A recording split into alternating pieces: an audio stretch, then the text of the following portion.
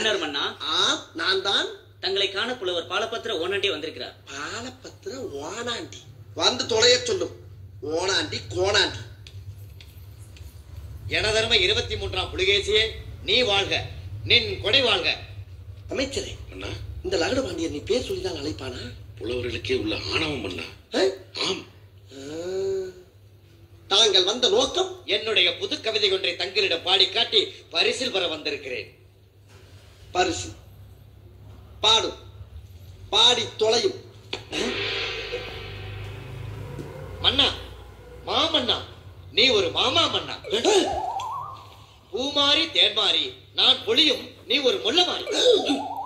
அரசியலில் நீ தெள்ளியதோர் முடிச்சவிக்கி. தேடி வரும் வறியவர்க்கு மூடா, நெடுங்கதவு உன்கதவு என்றும் மூடாமல் மறைக்காமல் நீ உதவு. எதிர்த்து நிற்கும் படைகளை நீ குன்னாக்கு, மண்ணோடு மண்ணாக்கு. இந்த அகிலத்தை அடைகாக்கும் அண்டங்காக்கையே.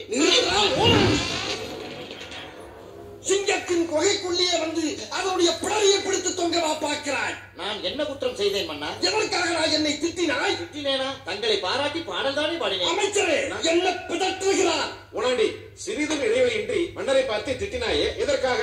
எப்போது திட்டினேன்? புழுகாதே புலவா. மன்னரை பார்த்து மாமா மன்னன் என்றாயே. ஆமா, மாமன்னர் என்றால் பெரிய மன்னர், மாமா மன்னர் என்றால் மன்னர்களுக்கெல்லாம் மன்னர் என்று கூறினேன். மன்னரின் முகம் பார்த்து முள்ளமாரி என்றாயே. ஆமாம், மாறி என்றால் மழை, உள்ள இடத்தில் பெய்கின்ற மழை போன்றவனே என்று கூறினேன். முடிச்சவிக்கி அரசியலில் போடுகின்ற சூழ்ச்சியான முடிச்சுகளை அவிழ்ப்பவன் என்று கூறினேன். மூடா என்றாயே. அடுத்த வார்த்தையை சேர்த்து பார்க்க வேண்டும்.